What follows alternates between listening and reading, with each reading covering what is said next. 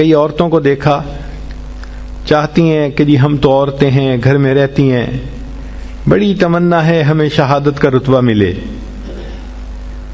تو بخاری شریف کی روایت ہے اور اس کو امام ترمذی نے بھی بیان کیا.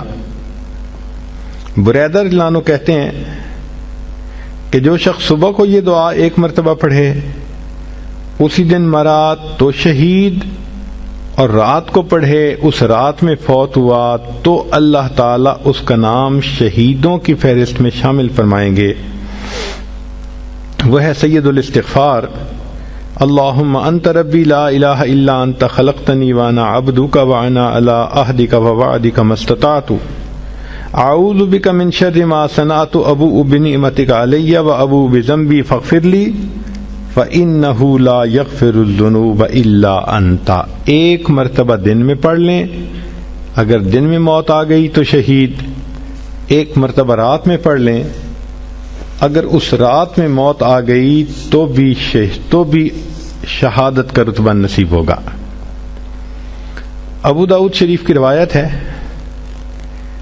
کہ جو شخص فجر اور مغرب کے بعد 7 مرتبہ یہ دعا پڑھ لے، اگر اسی دن موت آ گئی تو اللہ جہنم سے نجات کا پروانہ عطا فرمائیں گے. اور وہ ہے اللہم اجرنی من النار. اب بتائیں کہ یہ کتنا چھوٹا سا عمل ہے، صبح و شام اس کو 7 مرتبہ پڑھنے پر جہنم سے بچنے کا پروانہ مل جاتا ہے. سبحان اللہ. نبی علیہ الصلوۃ والسلام نے ارشاد فرمایا کہ 2 آیتیں ہیں جو شخص عشاء کے بعد پڑھے گا اس کو تہجد کے قائم مقام ثواب عطا کیا جائے گا. یعنی ان 2 آیتوں کے پڑھنے پر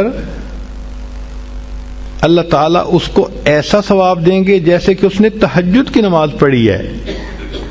اور وہ سورہ بقرہ کی آخری 2 آیتیں ہیں. حضرت علی رضی اللہ عنہ فرماتے تھے کہ کوئی عقل مند شخص ان 2 آیتوں کو پڑھے بغیر سو نہیں سکتا.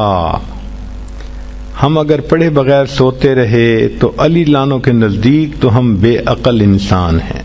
کتنے بڑے بڑے اجر ملتے ہیں اور زندگیوں کے دن گزرتے چلے جا رہے ہیں، ہمیں اس کا احساس ہی نہیں کہ ہم یہ فائدے اٹھا لیتے. یہ تو دریا کے کنارے پہ پیاسے کی مثال ہے کہ یہ خزانے اللہ کے حبیب نے ہمیں عطا کر دیے. کیونکہ ہم علماء کی صحبت میں بیٹھتے نہیں، سیکھتے نہیں، ہمیں ان اعمال کا پتہ ہی نہیں ہے اور اپنی زندگی کا وقت ضائع کرتے جا رہے ہیں.